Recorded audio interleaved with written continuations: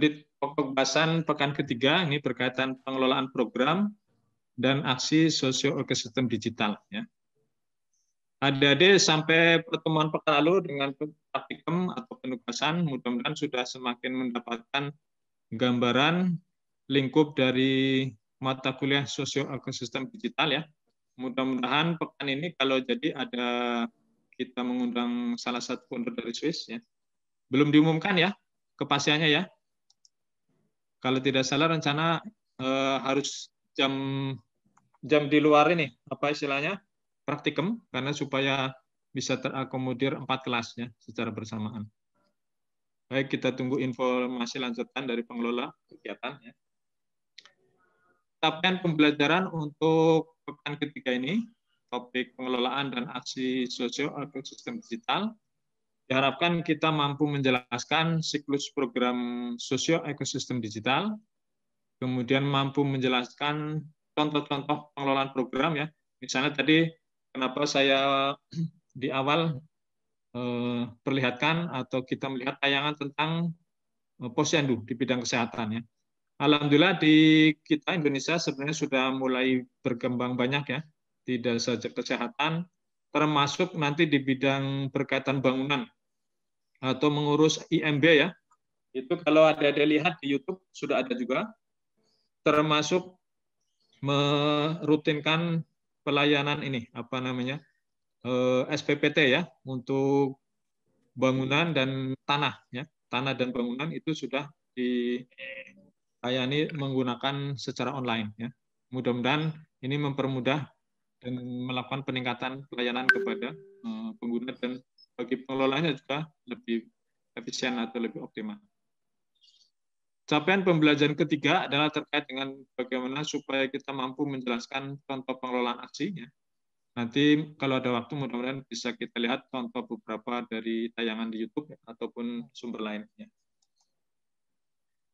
Untuk subbahasan pertama, kita lihat bagaimana siklus program sosio ekosistem digital ya. Saya cuplikan, mohon maaf ini masih terlalu kecil ya, tayangan ataupun hurufnya, mudah-mudahan jelas. Nanti bisa cek record ya.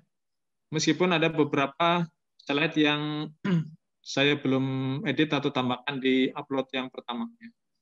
Nah, di paparan ini, tayangan awal ini, kita ingin lihat bagaimana kombinasi kajian dan pengembangan riset dan development terkait dengan pengembangan ekosistem digital ya. Ternyata memang tidak bisa mandiri, artinya satu disiplin ilmu ya. Paling tidak bisa kita lihat di sini berkaitan dengan bidang ICT ya. Lalu dimensi sosial ekonomi harus ada ya, yang warna biru ini ya. Kemudian hijau biological metafor ya, atau kedisiplinan ilmu lain natural ya. Nah, tahapan atau bagian mana bisa kita lihat di sini ya, pengembangan ekonomi, lalu terkait dengan inovasi ya, kemudian jejaring ya, ekosistem ya, lalu apa namanya teori sistem maupun hal-hal yang mendasari ini berkaitan ya. Jadi ada kajiannya lalu pengembangan ya. Ini melibatkan di sini dirumuskan 3 kelompok keilmuan ya. Nah, bila kita lihat di slide berikutnya ya, bagaimana ekosistem digital dikembangkan ya, atau membutuhkan partisipasi keilmuan ya. Ini ada bidang ilmu sosial ya, ilmu komputer atau computer science, natural science ya. Nah, aspek apa saja ya? Misalnya kalau di social science kita bisa lihat memang berkaitan dengan bagaimana komunitas pengguna ya, bagaimana bahasa yang akan digunakan untuk prosesnya atau kelancaran layanan ya. Kemudian norma-norma atau aturan main ya, pedoman-pedoman, tentu ini berkaitan dengan personal atau orang ya. Di samping pengguna juga pengelolanya ya. Kemudian layanan secara umumnya ya seperti apa, ini riset tentu mengacu pada background ilmu sosial ya. Kemudian pengembangan infrastruktur ya yang mengedepankan keutamaan pelayanan yang baik ya. Ini juga berkaitan dengan disiplin ilmu sosial. Nah, apa yang bisa dilihat dari computer science ya? Misalnya ya, bagaimana perlu kita perhatikan beberapa kategori pengguna ya. Mungkin ada yang harus sederhana atau memperhatikan kelompok pengguna ya. Siapa tahu ada program-program yang harus berkaitan dengan anak-anak, remaja, atau orang dewasa, bahkan mungkin lansia. Itu harus dipertimbangkan. Kemudian juga bahasa formalnya seperti apa, bagaimana infrastruktur ya untuk terkait keamanan maupun apa namanya kelancaran layanan, juga termasuk arsitek yang berorientasi layanan. Ini kurang jelas ini ya, service oriented arsitektur ya. Kemudian juga bagaimana secara lingkungan ya, apakah cukup mudah digunakan atau tidak, termasuk memperhatikan akses daripada internet ataupun secara online supaya layanan bisa optimal. Ini dari sisi tinjauan computer science. Juga bagaimana distribusi ya untuk mungkin software atau hardware-nya, termasuk hal-hal lain. Bagaimana penyimpanan yang bagus dari sisi tinjauan computer science. Nah, sementara dari tinjauan natural science, ini berbagai hal berkaitan dengan aspek lingkungan, lalu bagaimana hal ini jejaring infrastrukturnya ya, bisa dinamis, adaptif, mudah untuk dipelajari, dan kalau perlu memang cocok untuk semua pihak. Ya. Ini tinjauan dari 3 keilmuan ini yang akan berkaitan atau mempengaruhi pada pengembangan digital ekosistem. Ya. Pada slide berikut ini dipilah ya framework-nya.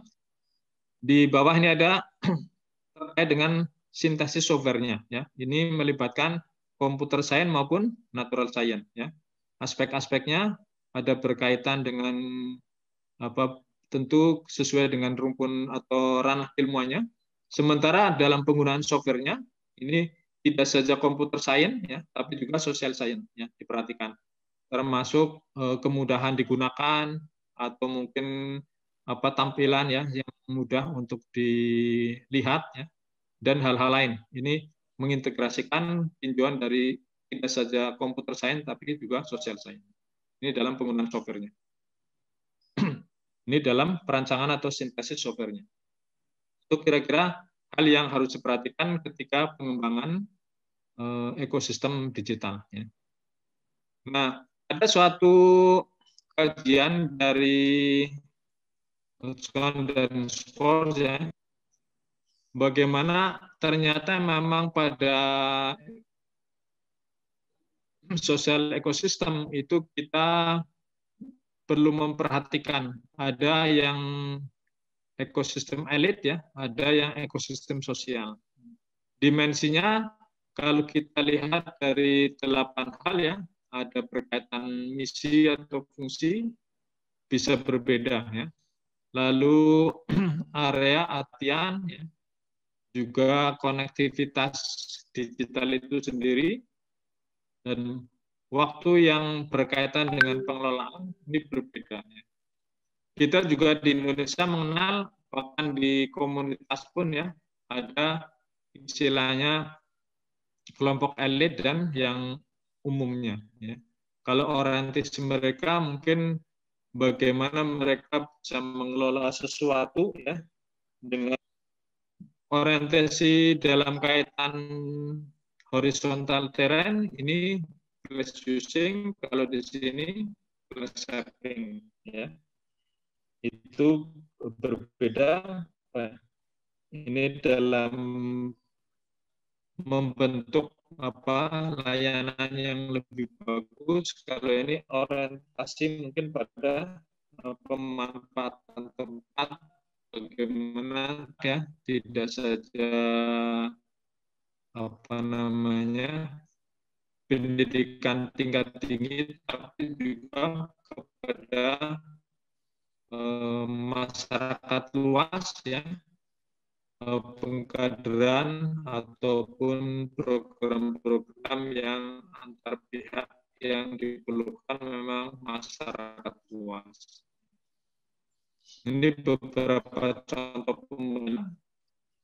Sementara kalau di sini ya konektivitasnya ini akan terbatas pada orang-orang yang dominan saja ya kalau di elite ekosistem.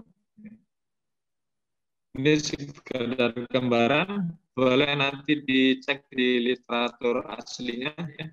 Ekosistem itu sendiri yang utama ya. Kemudian terkait bagaimana sistem kolaborasinya, kemudian mediasi ya, antar pihaknya nih, faktor-faktor yang terkait. Kemudian bagaimana mengidentifikasi dan membangun lembaga-lembaga sosial yang itu saja tidak sekedar barangkali melibatkan Kementerian Kesehatan ya, di pusat ya, tapi juga nanti di daerah seperti apa, di level masyarakat, mungkin kecamatan atau mulai dari kabupaten, kecamatan, kelurahan atau desa, RW, dan posyandu ya.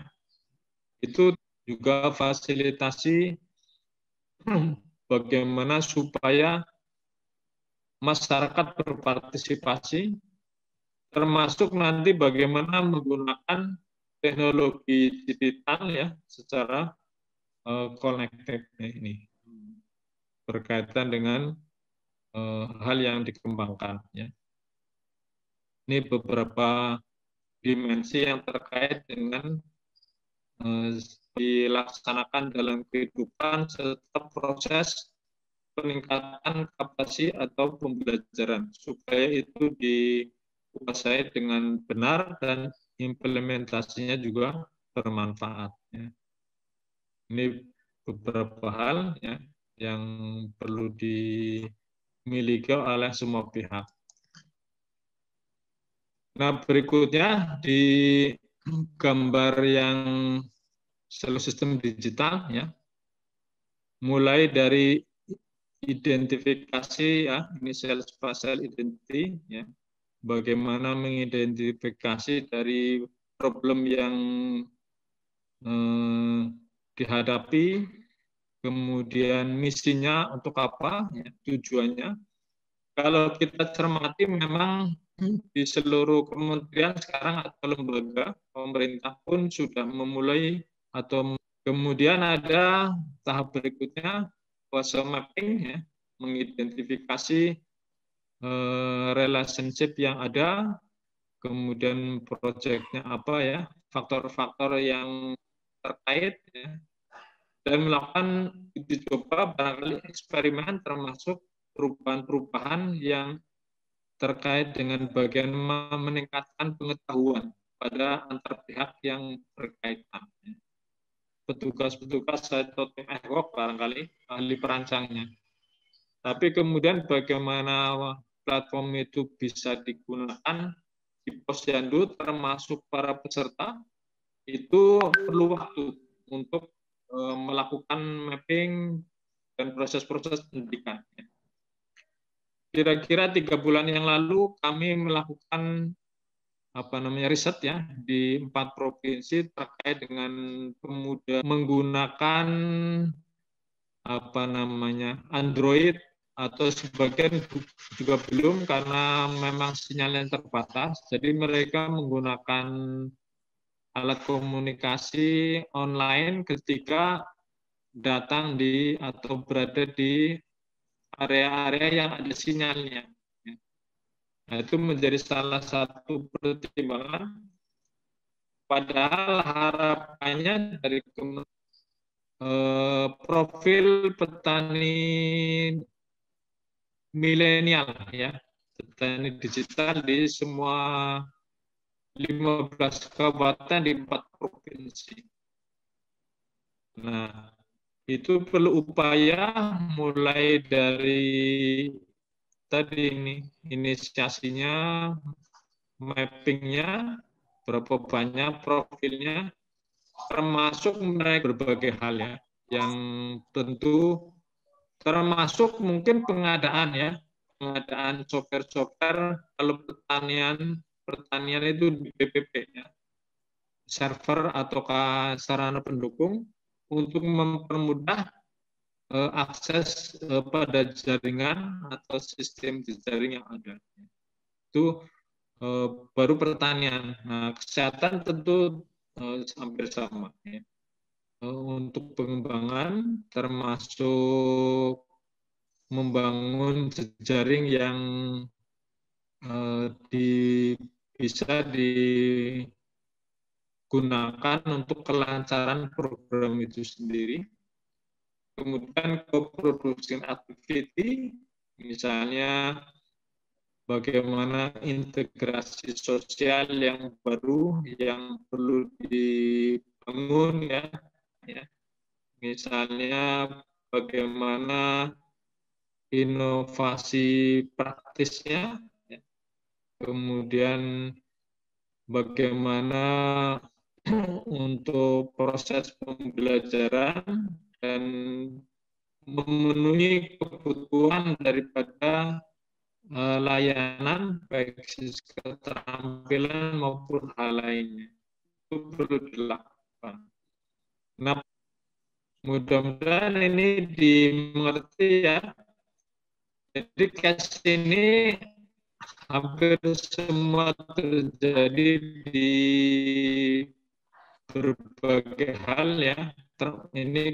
Ini case yang di Argentina, tapi di negara-negara lain apapun pengembangannya ini tentu tidak jauh berbeda. Ya. Terbuka ya. Ini bisa kita lihat di sini contohnya. Ya. Kalau kita lihat di pengembangan yang berkaitan dengan ekonomi, mungkin berupa produk atau layanan atau komplement ya, bisa menjadi salah satu pertimbangan ya. Siapa pengguna sekarang ya, kita akan membeli buah yang berkualitas ya, terjamin bagus ya, daripada beli sembarangan tetapi kemudian tidak memuaskan si pembeli. Mungkin orang memberi hadiah dengan spesifik terjamin sistemnya, pola itu dengan pola ini selektivitas yang melibatkan secara online. Apalagi sekarang semacam teman-teman Pateta bisa merancang bagaimana memilih buah mangga yang manis ya dengan secara digital atau secara online atau dengan program-program pengembangan kombinasi terkait dengan produk ataupun layanan. Kita tentu sering sudah memanfaatkan program-program ini ya, baik untuk kepentingan konsumsi, kesehatan atau yang lainnya. Ya. Nah, hal-hal yang menjadi penentu kualitas layanan ini dengan berbagai tentu harapan ketika memanfaatkan baik itu produk atau layanan itu bagus ya, dan tentu keterjaminan bagaimana kualitasnya ini menjadi penting ya. Oleh karena itu semua pengembang ekosistem digital ini perlu memperhatikan berbagai hal yang terutama evaluasi pelayanannya sudah bagus belum ya secara periodik ya. Kalau perlu di tiap jenis layanan dilakukan survei. Dan ini memang berlaku di bidang apa saja, apakah pendidikan, kemudian layanan kesehatan, lingkungan, ataupun apa ya. Termasuk pengelolaan perusahaan ya, baik misalnya hutan tanaman atau hutan alam ya, termasuk hutan rakyat, sekarang orientasinya pada bagaimana melakukan keterjaminan mutu, baik itu sifatnya hasil produk atau layanan sebaik mungkin. Ya. Adik-adik bisa lihat di slide ini ya, bagaimana platform digital ini untuk menciptakan layanan yang bagus ya, melihat berbagai hal nih. Nah, di sisi kanan kita lihat di sini perusahaan yang menggunakan metrik atau bagaimana mengukur mencermati indikator kualitasnya bagus atau belum ya.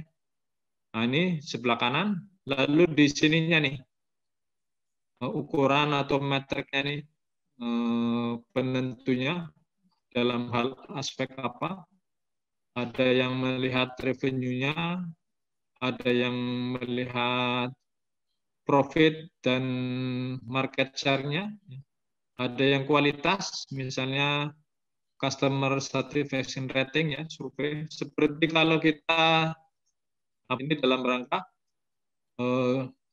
keterjaminan kualitas layanan yang mereka berikan. Dan itu dilakukan secara online sehingga sangat mudah dan cepat ya.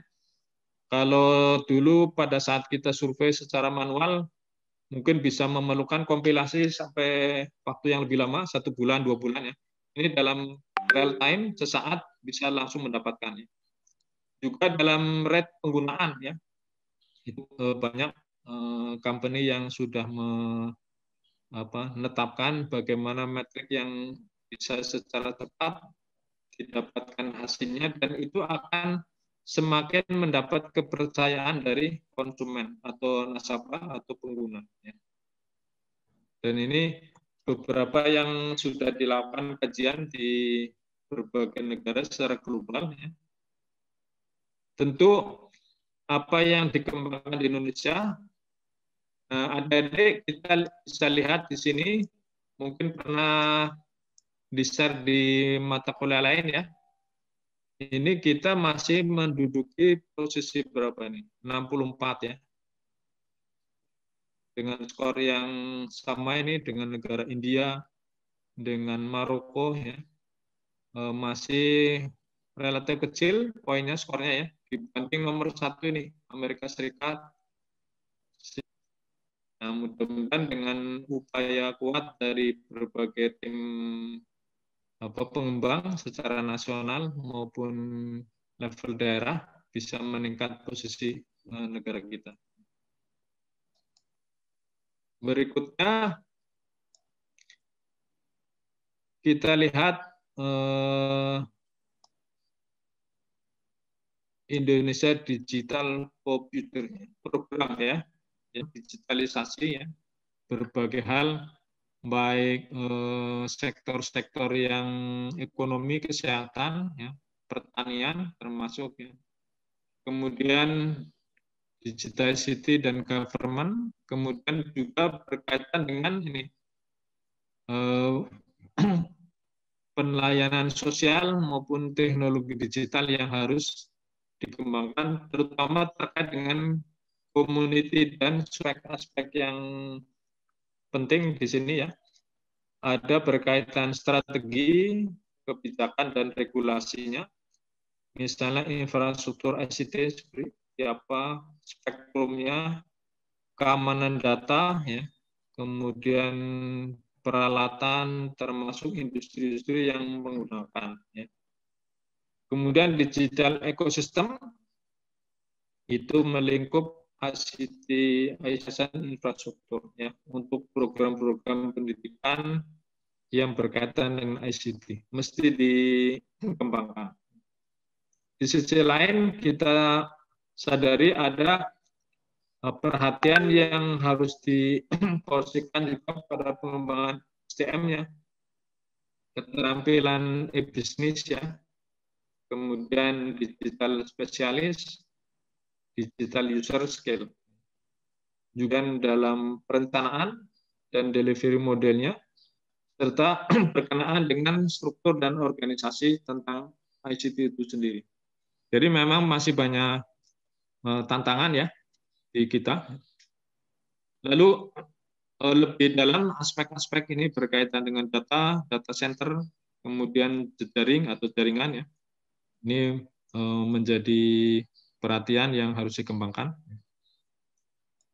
Boleh nanti dicermati di file yang ada di course ya. Berikutnya beberapa kunci aspek yang penting ya, utama dalam agenda digitalisasi. Jadi kalau kita kelompokkan adalah masalah infrastruktur, kemudian digital safety and security, locally relevant content and services, ya, layanan dan isi yang dengan sesuai lokal memperhatikan, dan kebutuhan bidangnya. Kemudian bagaimana digitalisasi ini bisa mengcover memang sesuai dengan kebutuhan ini, broad digital literasi. Kemudian kebutuhan teknis, ya, termasuk level berpikirnya nih, high order cognitive skill, ya. Juga digitalizing company. Ini beberapa hal yang menurut kajian para pakar penting untuk dilakukan. Nah, adik-adik bisa kita lihat di sini bahwa hampir semua negara, ini dicontohkan beberapa ya, seperti Singapura ya, program-program untuk melakukan strategi dan kebijakan pengembangan ICT. Ya. Di Singapura ada Singapore Smart Nation. Ya. Di Kanada, Digital Kanada 150. Ya. Kemudian Malaysia, Smart Digital Malaysia. Kita ada Making Indonesia 4.0. Ya. Jerman, ya. Nigeria, kemudian Argentina. Nah, jika kita lihat bagaimana platform pengembangan di masing-masing negara, beberapa hal mirip ya, aspek-aspek yang diutamakan ya. Dan kalau dilihat ini ada 156 negara yang merilis ya bagaimana master plan pengembangan ICT-nya ya. Kalau kita lihat dari sumber ini ITU ya, itu tersaji. Ini dicuplikan beberapa negara saja, tapi intinya memang disadari kita supaya tidak tertinggal ya dengan informasi dan jejak pengembangan digital secara global. Barangkali ada mahasiswa mendengar ya, ada salah satu kalau contohnya sekarang di COVID ya, kalau tidak salah Tanzania ya, itu tidak merekap data updating ya, sehingga mungkin WHO tidak bisa melihat progres case yang terjadi di negara tersebut. Kalau kita kan ada harian tuh, berapa yang positif, berapa yang sembuh, berapa yang masih dirawat, atau berapa yang meninggal ya, nah, itu update tiap hari. Di salah satu negara di Afrika itu tidak melakukan pendataan itu, sehingga kondisi maksudnya updating kompilasi sedunia masih kekurangan ya, karena tidak menyajikan data satu negara tersebut. Kita lanjut. Nah, untuk Indonesia sendiri ini barangkali data masih 2 tahun lalu ya, kalau bisa kita cek dengan hasil sensus 2020 ini lebih tinggi lagi ya. Progres membandingkan 2010 sampai 2018. Jumlah pengguna internet ya dalam juta ya. Ini meningkat terus. Saya kira dengan tren seperti ini sampai nanti masa-masa mendatang akan meningkat ya.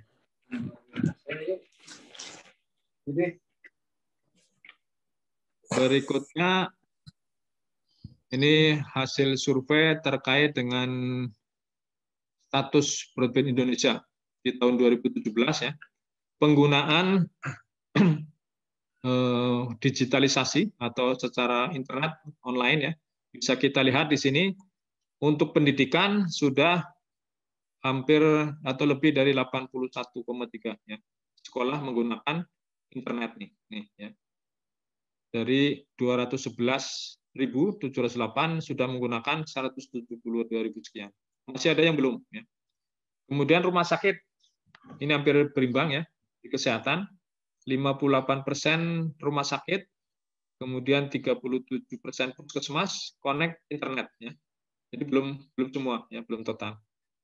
Ini rumah sakit dan puskesmas.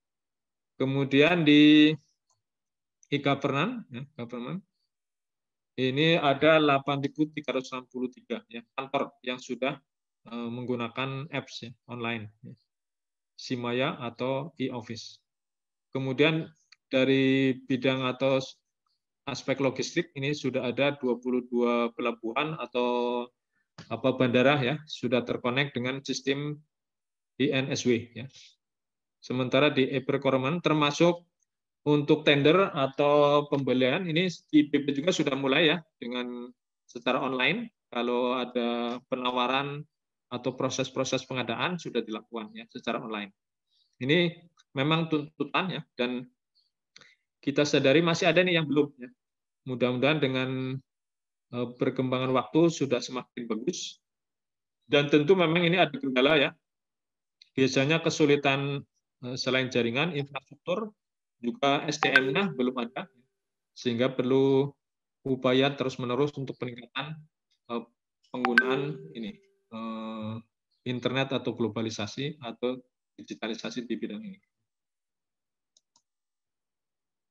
Nah, untuk pengembangan ICT, ya, koordinasi yang sudah dilakukan di Indonesia telah dimulai sejak tahun 2000. Ya.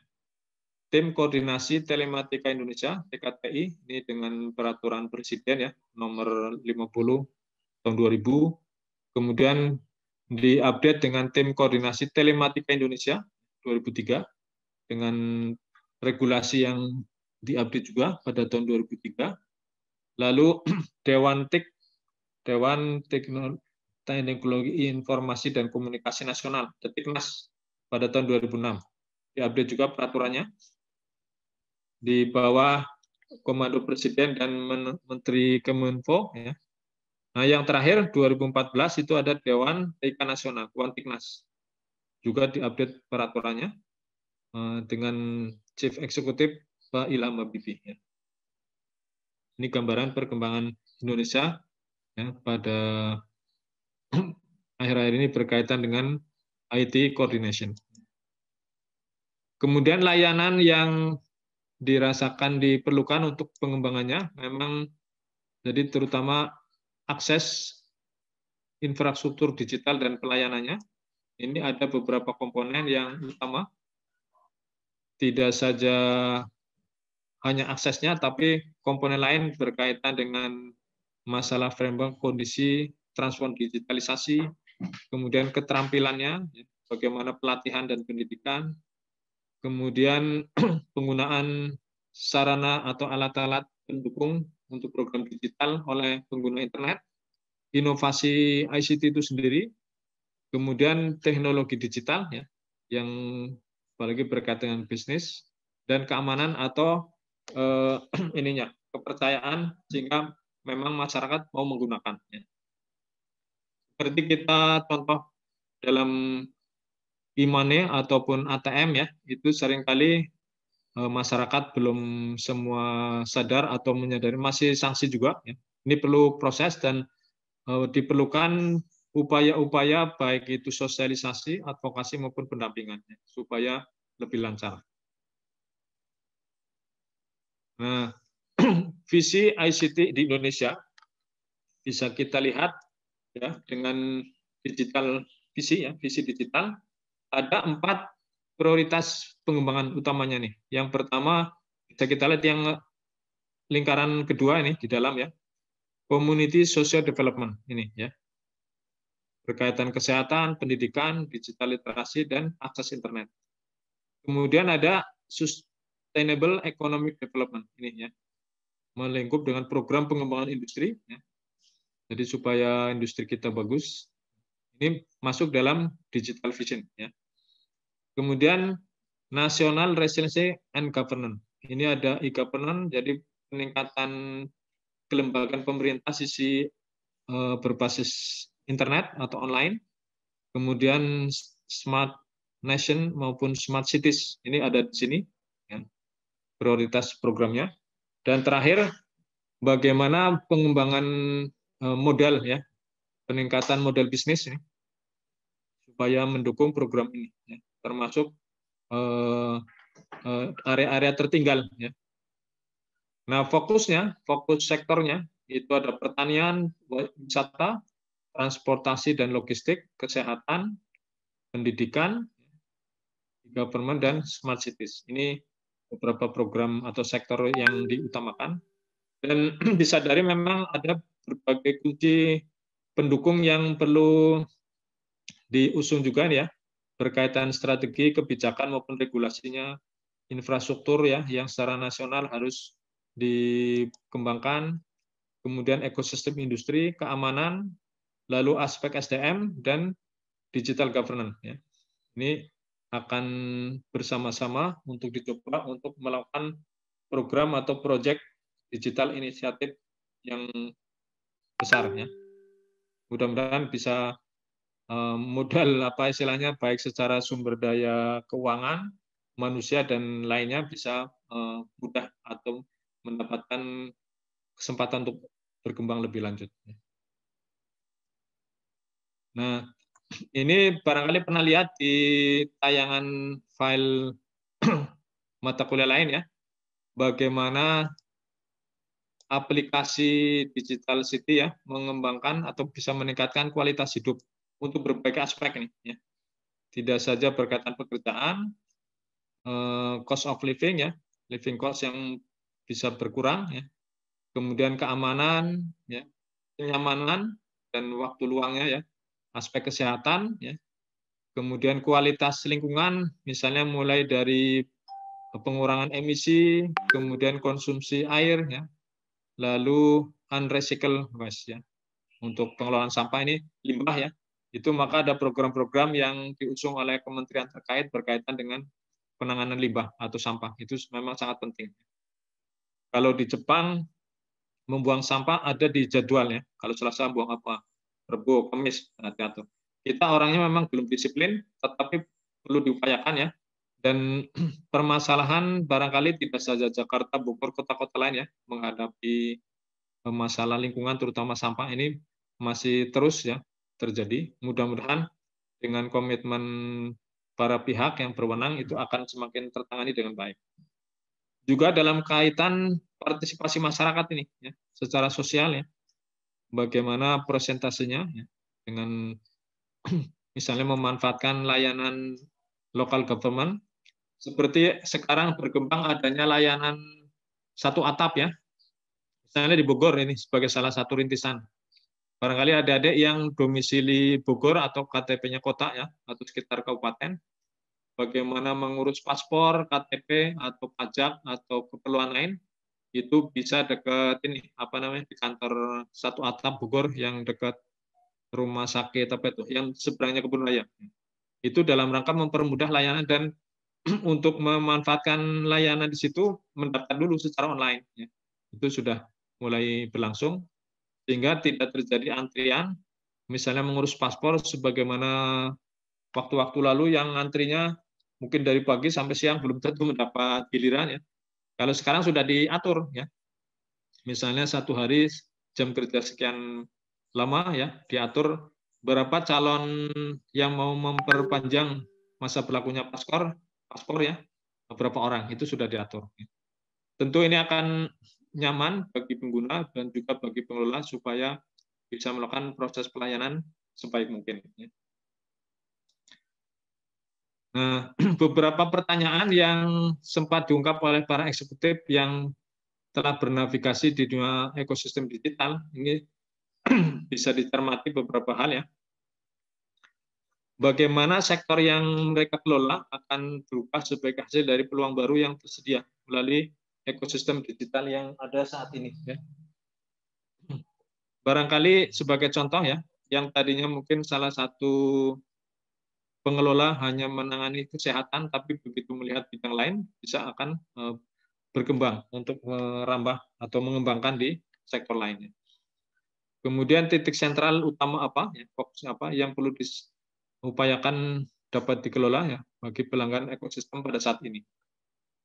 Bagaimana harus melakukan penawaran agar berbeda dengan apa yang sudah ditawarkan pihak atau pengelola lain, ya, supaya kesempatan perkembangan ataupun mendapatkan apa namanya revenue atau keuntungan pengelolaan yang memadai. Bagaimana dapat memastikan bahwa pembentukan ekosistem yang tepat daripada hanya sekedar membangun sebuah sistem ego ya, yang menempatkan pengelolaan di tengah-tengah para pihak yang ada. Jadi tidak saja keuntungan, tapi interaksi juga hal-hal lain ya, ada kemanfaatan bagi pihak yang menggunakan. Kemudian peran apa yang harus dimainkan pada masing-masing ekosistem tersebut, ya. Apa tujuan akhir ekosistem secara keseluruhan, apa yang ingin dicapai dari tujuan perusahaan secara keseluruhan, jadi misi utama, ya. Termasuk bagaimana kemampuan data dan analitik apa yang harus dikembangkan untuk lebih melayani pelanggan ekosistem secara maksimal. Juga bagaimana mereka akan menginformasikan pertanyaan-pertanyaan atau hal-hal yang perlu disampaikan kepada member ekosistem secara tepat dan skim apa yang ditawarkan.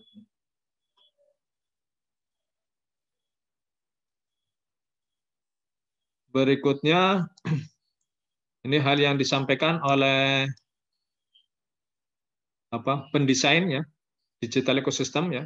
Ada pertanyaan-pertanyaan yang bisa kita coba ikut cermati. Bagaimana seharusnya manfaat tambahan yang dapat diterima konsumen agar seimbang dengan risiko yang dihadapi mereka. Jadi memang dalam pengembangan ekosistem digital ada tidak saja manfaat, tapi mungkin risiko, ya, risiko yang dialami. Ya. Nah, ini perlu dicek oleh para pengembang atau pendesain ekosistem. Kemudian bagaimana kekuatan tradisional perantara, misalnya di sini mungkin penjual perantara atau pengecer dibandingkan kekuatan atau reseller, ya, kekuatan platform multi pihak sejak mereka terlibat dalam aktivitas serupa. Nah, perjanjian ataupun kesepakatan, ya, perlu diwujudkan dengan adil, dengan saling keberterimaan dan mengikuti norma-norma yang disepakati. Ya. Bagaimana kekuatan relatif akan dinilai. Ya. Praktis seperti apa pada ekosistem akan diatur untuk penawaran yang berulang. Ya. Kemudian apakah ada kerugian bagi ekosistem itu, ya, dalam, ya, penyediaan web layanan hingga akhir pelanggan, mengingat kecenderungan pelanggan untuk tetap berada dalam ekosistem. Nah, perlu juga dicermati apakah mungkin ada tanda petik ini jebakan ekosistem yang dapat mengurangi pilihan dan persaingan. Jika demikian, apa yang dapat dilakukan untuk pemulihan keseimbangan? Dan beberapa hal lain ini termasuk indikator utama ketika kita akan melihat distribusi kekuatannya, ya, di dalam ekosistem digital, ya, cara yang efektif untuk merumuskan kebijakan, ya, dan hal-hal lainnya yang bersifat global, bagaimana perhatian atau pihak berwenang mampu ikut berperan serta dalam menentukan atau mengatur dinamika proses pengelolaan ekosistem digital. Barangkali itu dulu sebelum lanjut, ya. Kita lihat kepada Mbak Arin, ya, untuk share ini dulu, share dari YouTube, ya. Sebentar, saya stop screen dulu, ya. Oke, silakan Mbak Arin dari YouTube yang Posyandu dulu barangkali, ya. Baik, Pak.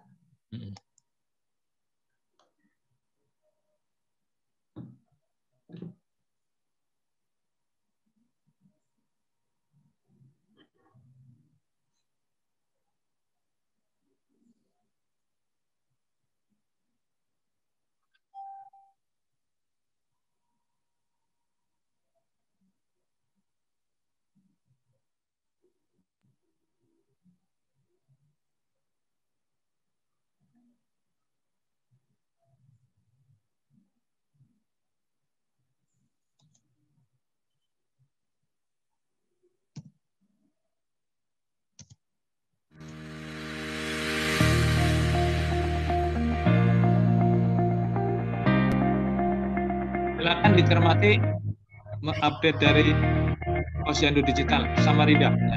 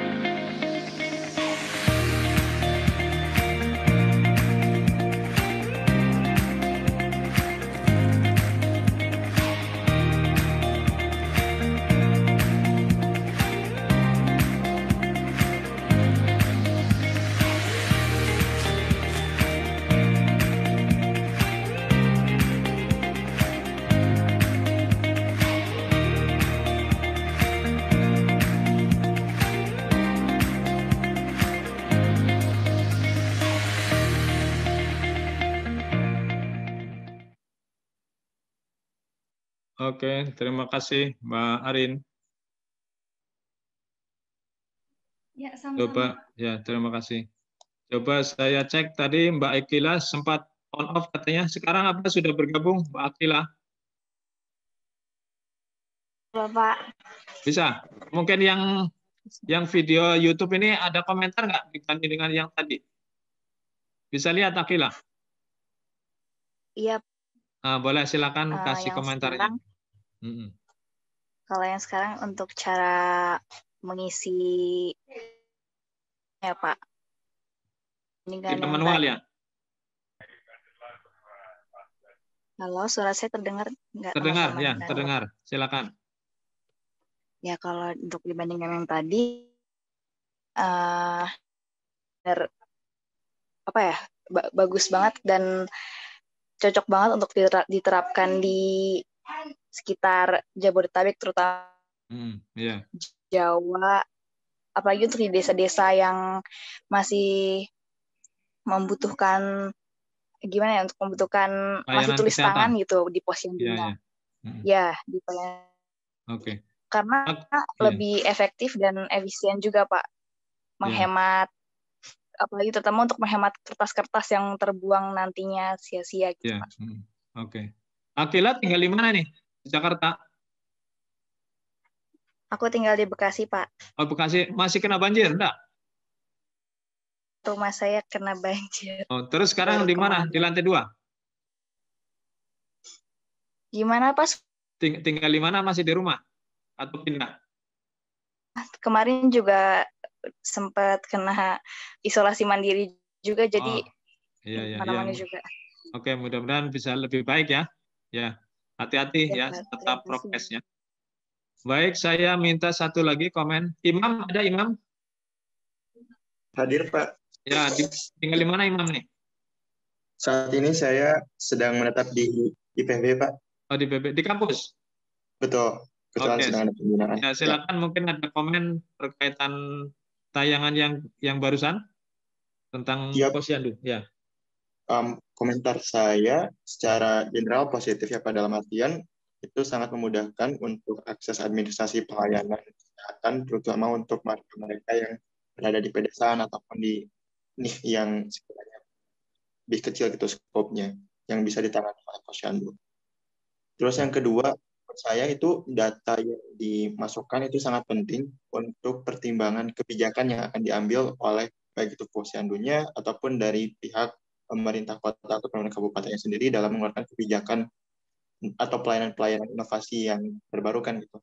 Apakah akan mengirimkan seperti akses ambulan secara terpadu ataupun memberikan layanan kesehatan yang langsung gitu sampai ke rumahnya, jadi di Pemprov Jabar atau di Pemkot Bandung gitu. Dan menurut saya kesannya positif asalkan mungkin inklusi digitalnya itu benar-benar diperhatikan, bagaimana masyarakat tuh paham gitu menggunakannya dan itu dilakukan sosialisasi secara terus-menerus gitu. Ya, Imam, tadi kan tayangan tadi memang case di Samarinda ya? Betul, Pak. Saya belum tahu apakah ini digunakan secara nasional atau hanya di lokasi tadi. Ini memang kalau suatu hal yang bagus ya, platform yang bagus, mestinya kalau sudah sambil dievaluasi ya, mana kekurangannya mungkin diupdate, diperbaiki, bisa diaplikasikan untuk nasional ya. Oke, ya. Terima kasih, Imam. Ada satu lagi yang mau kasih komen atau tanggapan? Silakan kalau ada.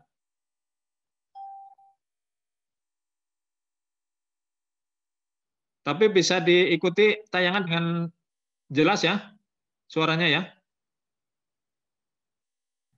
Bisa, Bapak. Bisa ya, oke.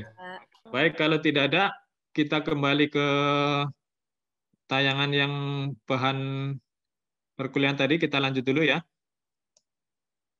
Kita lanjutkan dulu. Sudah lihat belum nih? Indikator literasi digital ya. Sudah, Pak. Kita coba perbesar.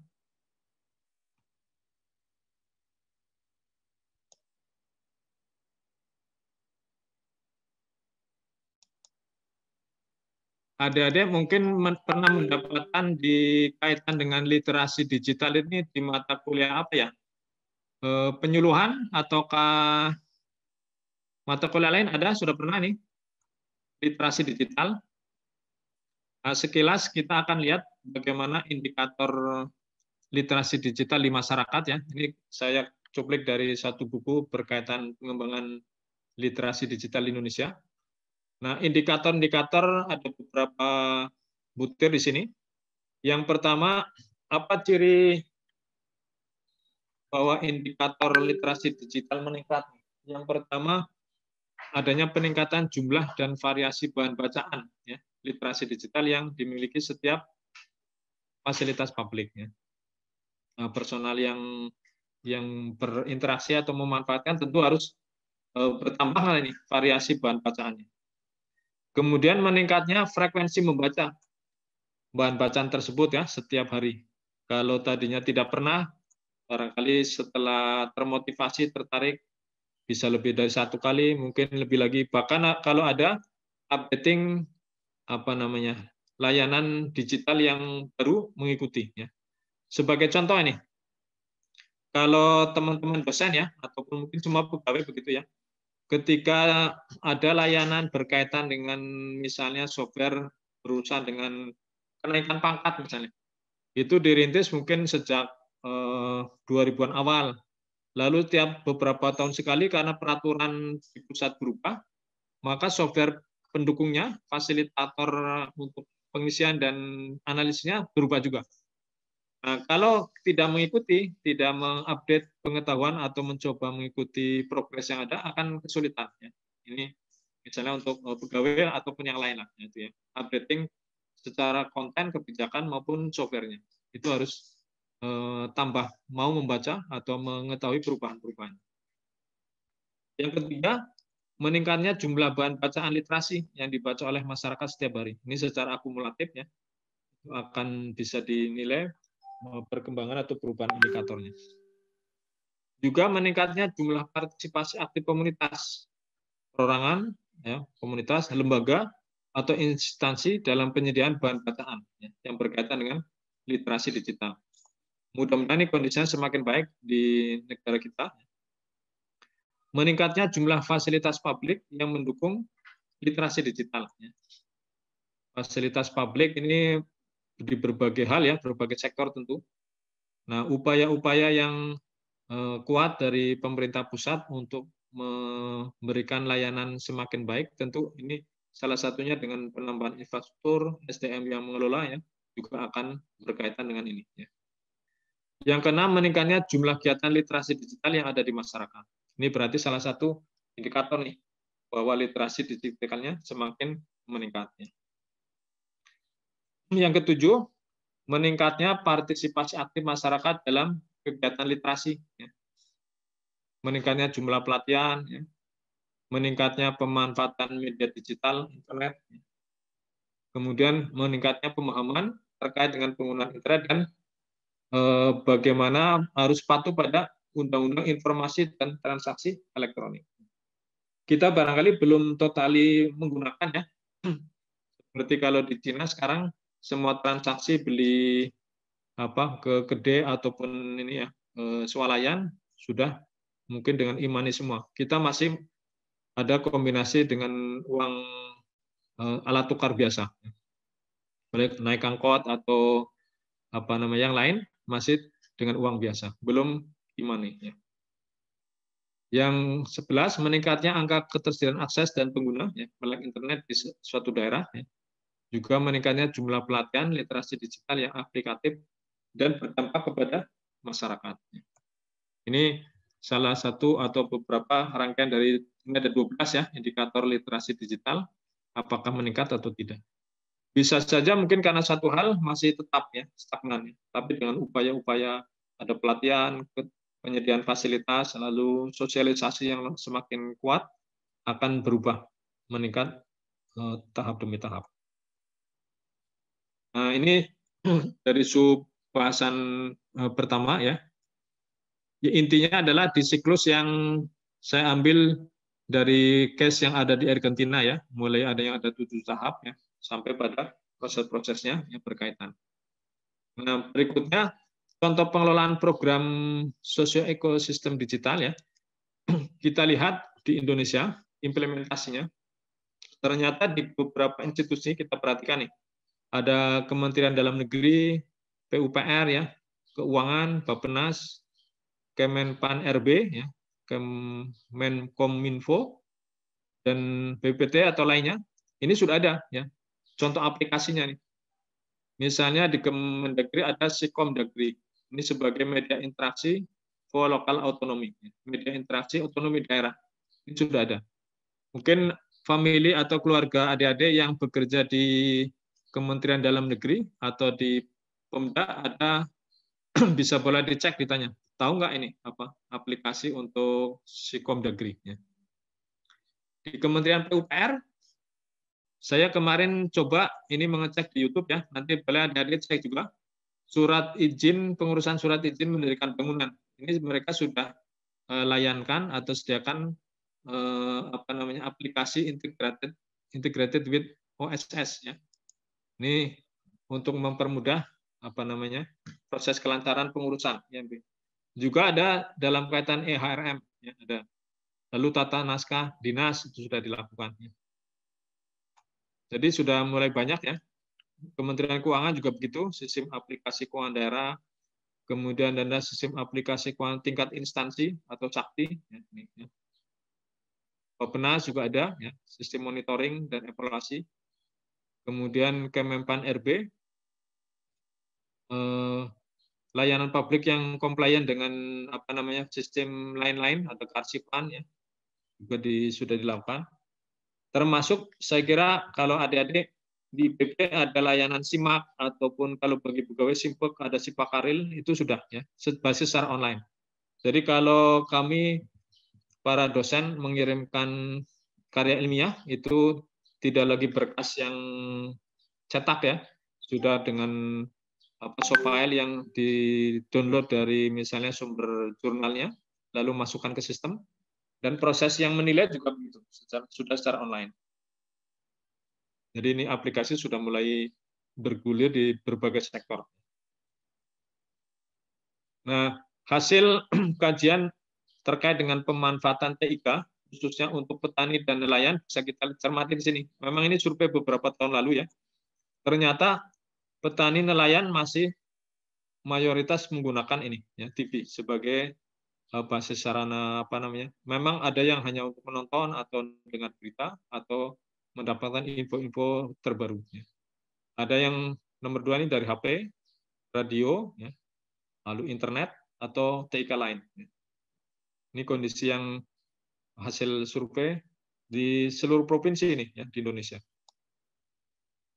Kemudian strategi pemanfaatan TIK untuk komunitas petani dan nelayan dilakukan ini analisis kebutuhan informasi pengembangan usaha ya, komunitas mereka, lalu analisis skala dan jenis informasi yang dibutuhkan.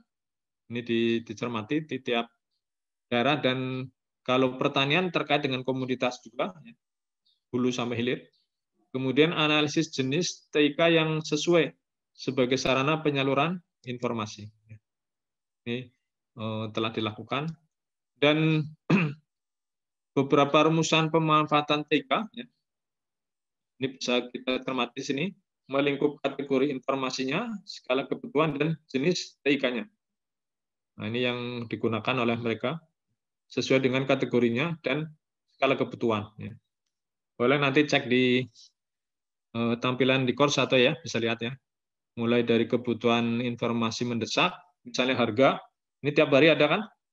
Harga cabai, harga sayuran. Bahkan tiap pasar dibandingkan tuh kalau di radio. Ya. Pada jam kalau tidak salah pukul 12 sampai 15 nih. Ini masih berlangsung ya.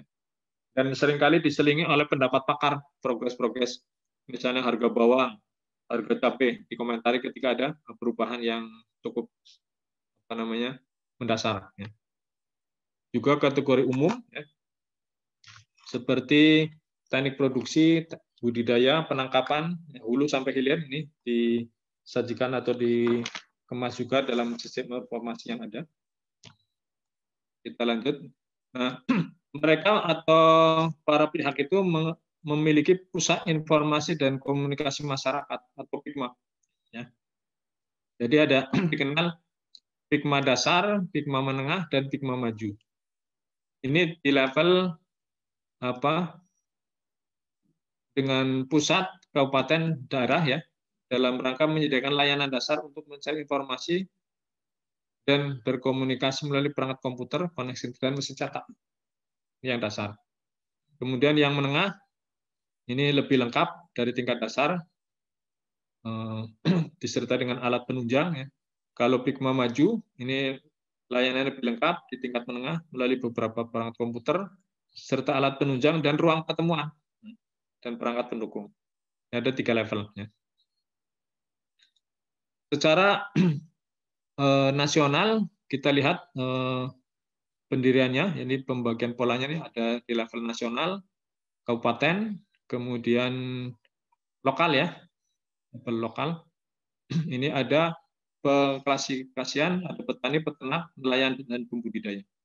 Kemudian fasilitas konsultannya, ini ada di level nasional, kabupaten, maupun konsultan supervisi di level lokal nih, pendamping ya. Ini dilakukan.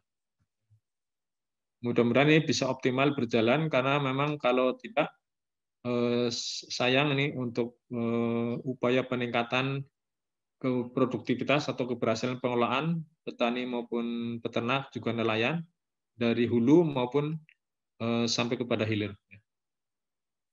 Lanjut. Nah, jenis dan fungsi kelembagaan pemberdayaan bisa kita lihat di sini. Ada mulai dari pemerintah, fasilitator utama, konsultan pendamping. Ini berarti antar pihaknya ya. Kalau kita lihat sinergis antar pihak dalam pengembangan sosio-ekosistem digital ini, contoh kalau di petani nelayan saja seperti ini. Sampai pada tata kelola dan harus ada pedoman kerja. Di level nasional, kabupaten, maupun lokalnya nih. Ini salah ketiknya. Nah, itu perlu ditetapkan sehingga antar pihak bisa melaksanakan peran sebaik mungkin. Ini sepertinya masih banyak yang terjadi gangguan sinyal ya. Masih ada yang join bertahap nih. Mungkin on off ya. Berikutnya yang ketiga, ini aksi yang berkaitan dengan pengembangan atau pengelolaan sosio-ekosistem digital. Saya kira adik-adik barangkali di mata kuliah teknik partisipatoris ya, sudah diasuh oleh Pak Sofyan ya. Nah, ini saya sekilas sampaikan teknologi drone sebagai strategi pengembangan potensi desa. Ya. Jadi dengan keakuratan data yang lebih bagus, mudah-mudahan identifikasi permasalahan pembangunan di desa atau semua komunitas masyarakat bisa dilakukan lebih cermat, lebih bagus. Salah satunya misalnya di desa Sinarsari nih, sekitar kampus ya, dengan data desa presisi berbasis drone, ini bisa ditetapkan apa prioritas pembangunan yang lebih diperlukan di situ ya, bagaimana teknik mengatasinya. Ini bisa dilakukan lebih terstruktur, terprogram. Ya. Itu di bidang data desa, data presisi. Kemudian di bidang lain pemberdayaan masyarakat, misalnya ada pemetaan dan pendataan keluarga. Pola ini dulu pernah dilakukan secara manual ya, konvensional dari tahun 2010 sampai 2015. Lalu diupayakan ada pola pendataan yang berbasis online ya. Ini database Pusdaya berbasis online. Meskipun sarana pendukungnya ini juga berproses menunggu hibah atau fasilitasi dari para tokoh nih. Ada yang memiliki visi masih lumayan bisa dipakai, dihibahkan kepada komunitas Pusdaya. Ya. Jadi hampir sekitar 50-an ya unit ya sekitar Bogor, kota maupun kabupaten itu memanfaatkan nih database Pusdaya berbasis online. Dan ada fasilitator atau pendamping yang melakukan ini sosialisasi atau pendidikan, advokasi untuk penggunaannya. Jadi bidang-bidang pendidikan ya, kesehatan, lingkungan, lalu ekonomi. Memanfaatkan progresnya profilnya di input ke sini ya untuk mempermudah koordinasi.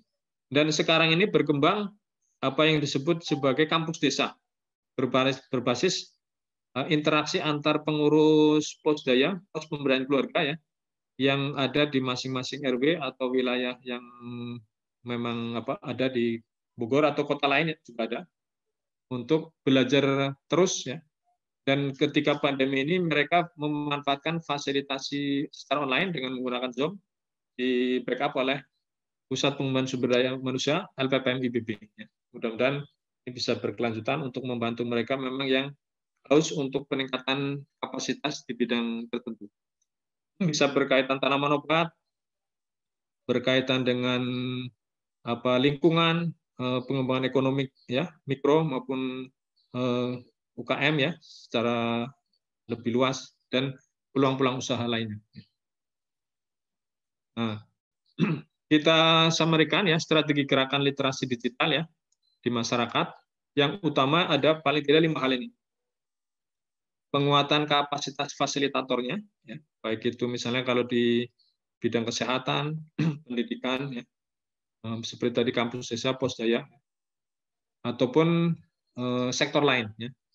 Peningkatan jumlah dan ragam sumber belajar yang bermutu, berkualitasnya. Perluasan akses sumber belajar dan cakupan peserta belajar, kemudian peningkatan pelibatan publiknya, diperbanyak ini ya, dan penguatan tata kelola atau manajemennya. Ini 5 hal utama memperlancar gerakan literasi digital di masyarakat. Baik, lanjut. Nah, ini sebagai contoh bagaimana harapan dari pengelola BlaBlaCar ya untuk meningkatkan keberterimaan kepada nasabah atau user penggunanya.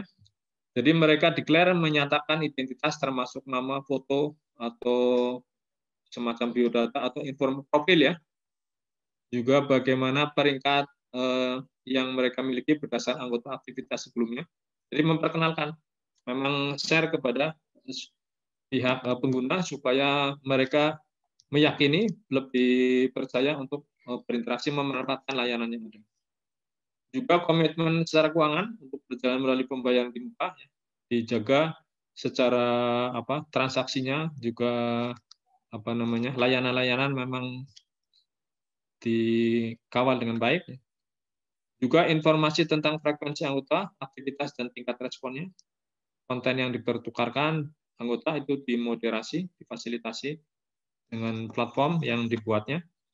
Kemudian identitas sosial online yang ada, baik melalui Facebook atau medsos lain ya, yang terhubung dengan profil masing-masing. Itu menjadi salah satu kepercayaan ataupun menjaga interaksi antara nasabah dengan pengelola itu sendiri. Nah, beberapa contoh ini kita lihat di sini. Ini adalah satu gambaran dari Hawaii Maritime Solution ya. Di sini kita lihat ada terrestrial backbone network ya, yang memanfaatkan pengelolaan pantai atau potensi sumber daya perairan di sekitar area ya. Di sini ada beberapa nih kampus nih ya, kampus, dan termasuk sisi keterlibatan transportasinya ada, kemudian komunikasi ya, dan hal-hal lain tentu ya. Ini dalam jaringan koordinasi pengelolaan yang terintegrasi. Nah, ini ada regional distribusi warehouse ya. Ada. Berikutnya di bidang lain, misalnya pendidikan. Kita mungkin ada universitas terbuka ya, polanya barangkali hampir sama. Ini gambaran bagaimana di Cina ya, ada China Open University, mulai bagaimana opening ceremony ya, kemudian seleksi, course learning-nya, instruksinya ya, pelajaran-pelajaran seperti apa, kemudian exercise, tesnya, final exam ya, graduasinya, mungkin wisuda ya, kemudian terkait dengan karya ilmiah, disertasi, tesis, dan rekrutmen ya, rekrutmen. Nah, itu bisa dicermati satu persatu. Kalau ada yang mau detail silakan boleh mungkin coba di Google atau browser yang lain ya untuk menelaah lebih jauh. Bagaimana peran pengelola, pengajar, kemudian mahasiswa atau siswa itu diatur dengan SOP-SOP teknis untuk pelaksanaan semua hal dengan sebaik-baiknya. Nah, bagaimana Indonesia? Ini kalau kita lihat dari literatur, memang ini masih sekitar 2017-22 ya harapannya. Diharapkan tidak saja memberikan keuntungan finansial ya, peningkatan ini ada konsumsi online 30% ini ya. Juga keuntungan ini oleh bagi buyer ya. 11-20% jika dilakukan secara online ya untuk yang non Jawa, daerah non Jawa. Ini dimungkinkan terjadi dengan sistem aplikasi atau layanan online. Juga social equality ya dimungkinkan ya. Up to ya 35% of online revenue diperoleh oleh wanita ya. Ini juga diharapkan ada impact online commerce ya di tahun 2022 ya. 65 juta ya. Yang mengkonsumsi melalui online e-commerce ya dibanding baru sekitar 20 juta di tahun 2017. Jadi peningkatan cukup banyak ya.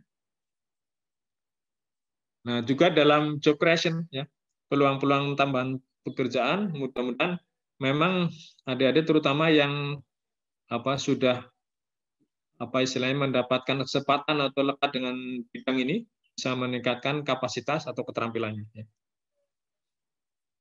Untuk pengembangan ekosistem digital. Juga pemerintah dan Kemeni ya bisa meningkatkan melalui 3 hal ini ya. Mudah-mudahan ini bisa berlangsung dengan baik untuk mempermudah atau meningkatkan kesejahteraan masyarakat Indonesia tentu dengan diatur secara adil dengan pengelolaan yang baik. Saya kira itu materi untuk hari ini.